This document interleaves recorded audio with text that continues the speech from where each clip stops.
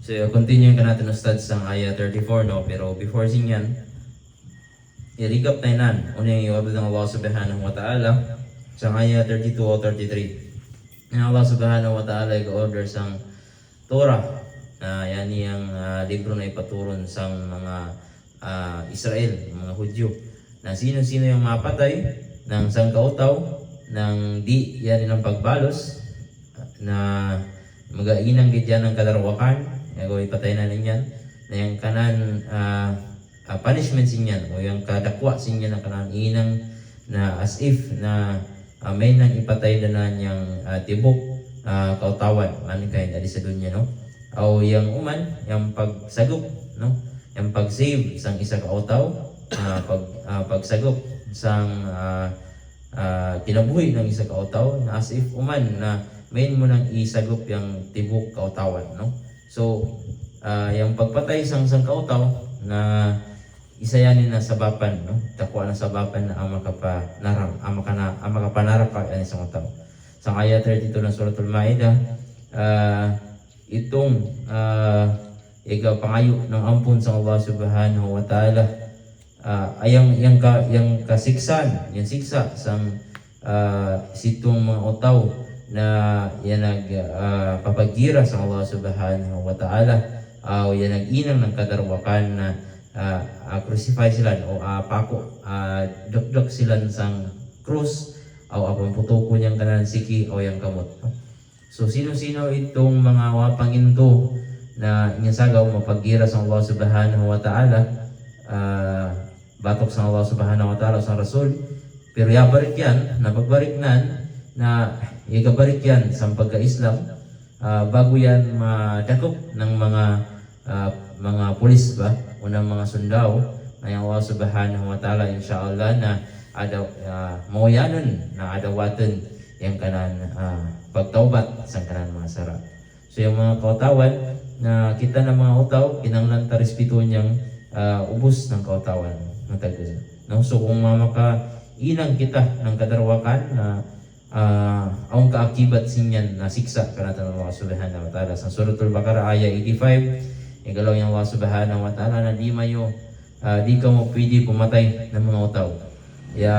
Igalaw yung Allah subhanahu wa ta'ala sa mga Hudyo na di mo pwede pamatayan yung kamay yung mga kaum o mga sarili may na utaw, no? Di man ka mo pwede na tabangan mayo yung mga kalaban mayo o kalaban ng mga Hudyo, no? Yan yung ipamanlo kanila. O di man ka mo pwede mag-assist sa kalaban mayo. Ang 12 katribo ng Hudyo na yung 12 katribo, sino yung kalaban sinya ng mga tribo na ipamanlo ng Allah subhanahu wa ta'ala na di pwede mag-assist, no? So yung mga Hudyo man na pabila madakop ka mo na kinahanglan na maransam, no? Singilan o abuyan, no? Abayaran ka mo ng sang kahudyo para makagbuy ka mo sa pagkadakop, no? So yan yung pamando ng Allah subhanahu wa ta'ala sa mga Hudyo. Sang kautaw, yung sang kautaw na kinahanglan na dawaton, ubos yung mga aspeto ng agama Islam, ang mga pamaagi ng agama Islam, mga balao ng agama Islam, para makonsider yan ng pinod na Muslim. Sino-sino umanan ko, sino-sino itong yan yung siksa, sino-sino itong papagira sa Allah subhanahu wa ta'ala o sa karang Rasul ang mag-ainan ng kadrapan na apako yan sa krus o pili anuman papanawon sang village, no? Sang banwa. So maununo ka mapagira sa Allah subhanahu wa ta'ala. Maununo yung mga actions na mapagira, maturing na ipagira ka sa Allah subhanahu wa ta'ala. Isa sinyan na main action yaning wa mo ihayaan yung Islam na ma-flourish o ma-spread, madakwa o makanat, no? So inyan yung pamaagi ng papagira sa Allah subhanahu wa ta'ala. Kung pigapugungan mo yung pagdakwa ng isa kautaw, pigapugungan mo yung pagbalik Islam ng isa kautaw, na yan yung isa na pamaagi o isa yan yung pamaagi ng papagira sa Allah subhanahu wa ta'ala. O isa pa na kung asalungaton mo o magarebuild ikaw sang mga leader, no, na sang leader na i-appointan sa, no. So isa yan na amin ko na yung pagkira sa Allah subhanahu wa ta'ala sa inyan, no. So yan yung mga mischief, yan yung mga kadarwakan na mga inang maligyan yan yung harangan mo yung mga dan, mag-ainang kau ng mga betang na makakos o makaatag ng kalok sa mga utaw, no. Isa yan na kadarwakan na ilaw na yan yung mischief, no, na yang hukuman sini na pili kau sini pako sa krus, atutok sa krus, aw pili pamputuko niyang kamusikyaw kamo, no. So aun sang ka case, no, na sang time ng Rasul sallallahu alaihi wasallam, ang mga tribo, ano, sa Medina, sa Saudi, na yan yung tinatawag na occult tribe, na yakatusang Rasul sallallahu alaihi wasallam, o idawat nila niyang Islam. Kaya masakit sila, kay yung area ng Medina, yan isang inner part ng Saudi. So minang dry yung samot adi, no? Medyo uga yung mga samot adi, di ba ng masamot, unlike sa Makkah na medyo ang kanang pagka-moist, no. So yung Rasul sallallahu alaihi wasallam i-advisean sila kadto kamo sang shepherd, yan yung pastol ng mga atiman ng mga kamilyo, no. O pagbabung kamo adto pinaagi sang gatas o ng kamilyo, no. So yan yung mga utaw na ukol, yakan to sa kuya neto sang atiman ng mga kamilyo, pero kasi ng pagbabong, instead ipatay nila nitong higa-alaga ng kamilyo, no. Subhanallah.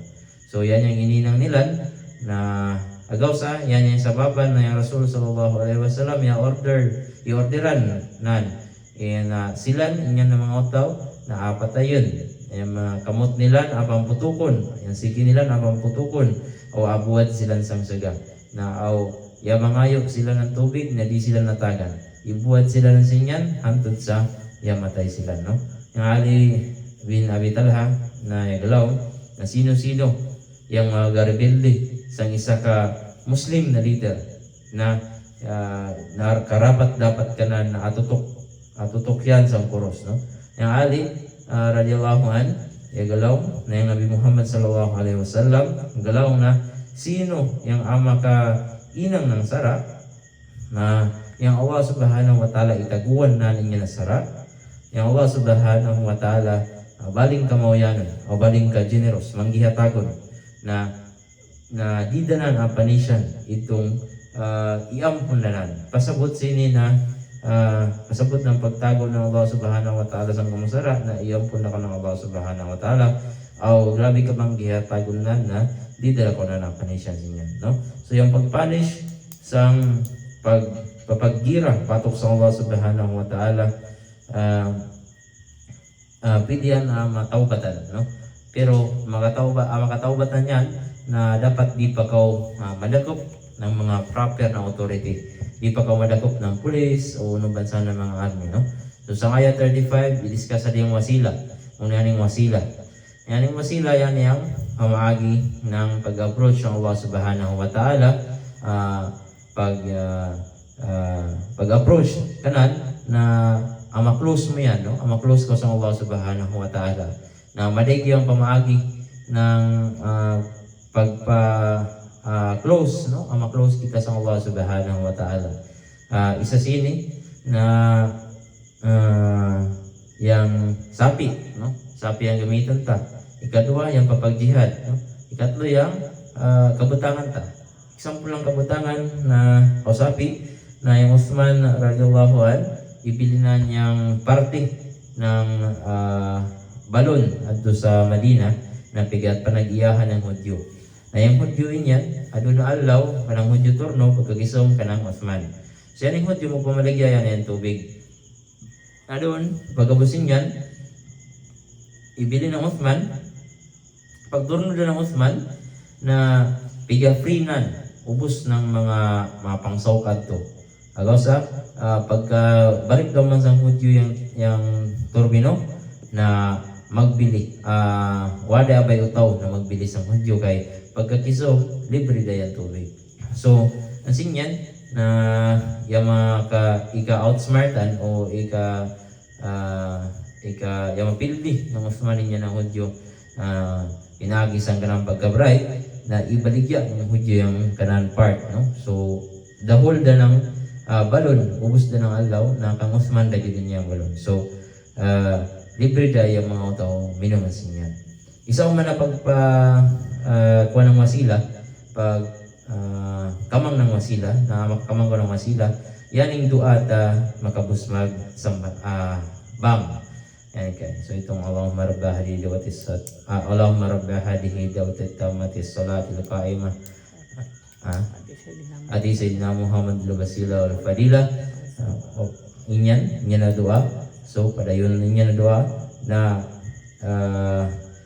pag malambit mo niya na doa na insyaallah na safaatan ka ng Rasul, madipinsa yung Rasul ka mo at sa Allah subhanahu wa ta'ala. So isa yan na pamaagi. Isa man na pamaagi ng pagkamang panawasila, yan yung pag-reply sang adan, no? Apabila mag-adan, Allahu Akbar, na ikaw na maniyot, malong ko dyan po ng Allahu Akbar, no? So isa kaya po ninyo na pagkamang ng wasila, no? Pagkamang na ama close kita sa Allah subhanahu wa ta'ala. So, nasa ayat 36 o 37, ay di ma-discuss ng ustads na yung wabangin to na pagkakita nila sa atunang naraka, na kaya kalinin nila na magbayad ng ransom o ng sapi o bansa na kabutangan para gayud masagap sila sinya na aton, no? Allah subhanahu wa ta'ala ay galaw na maskin pa ang kamayo lasak ng dunya o dugangan pa mayo ng sang kadunya na di adawatan ng Allah subhanahu wa ta'ala inyan, no? O yung atag ng Allah subhanahu wa ta'ala kanilan yung masakit na siksa, no? Yung Allah subhanahu wa ta'ala galaw ng paningkamot para paningkamot ng madyaw ng pagpaningkamot para mahimo ko ng successful, no? So, maununo ko ng successful, ang successful yung tao kung makagatuin yan sa sid ng suruga, no? So, maununo ko makagato sa suruga, pinaagis ang pagginang ng kadyawan aw paglikay ng kata, no? So, as much as possible yan. So, Allah subhanahu wa ta'ala rewardam ka sa ininang mo ng kadyawan aw maskim pa ang pigainang mo ng kadyawan o ibada na perminti na mo niyang pigainang aw sinya na putika wa mo kainang tungod kay masakit kaw na Allah subhanahu wa ta'ala rewardam ka gyapon siya masking wa mo kainang kaya matayo ng Allah subhanahu wa ta'ala na di mo perminti ang mainang inyang kamo ibada na piga consistently mo pigainang, no? So yung Allah subhanahu wa ta'ala galaw sa banabon na sino itong wapang ito maskim pa ang kanilang gold na may kaday ng sangkadunya o dugangan pa nila na may sangkadunya na puno jab ng gold na di jab na nadawatan niyan para sang ransom ng mga wapang ito para masagap sila sang naraka ng Allah subhanahu wa ta'ala, no? So yung mga malaikat pangbadasan sila ng bakal, no? Yan yung mga wapang ito na yan nato sang naraka, pangbadasan sila ng bakal o yan yung wapang ito, pagbadas ka ng bakal, naamawag sila na ato sa pinaka baba ng naraka, no?